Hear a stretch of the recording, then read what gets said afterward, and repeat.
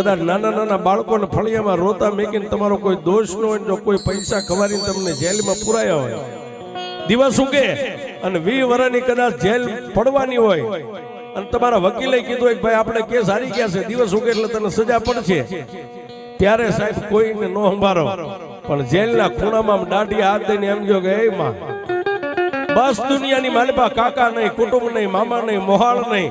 પણ જો મારા વડવાએ કોઈ મારા ગામના ટીંબે તને ક્યારેક મેલડી જમાડી હોય ને હકથી મારી દી ઉગે એટલે મને સજા પડશે, મારી હું 20 વર્ષની કદાચ જીવીશ તો ભોગવી લઈશ, મારી નહીં પણ મારા આંગણે નાના નાના ભૂલકાને રોતા મેકીને આવ્યો છું ને, એની દયા આવે ને તો દી ઉગે એટલે મારો વકીલ મેલડી તું બનજે હો બાપા. અને સાહેબ દેદી મેલડી એમ કે જાજા ગાંડા દી ઉગે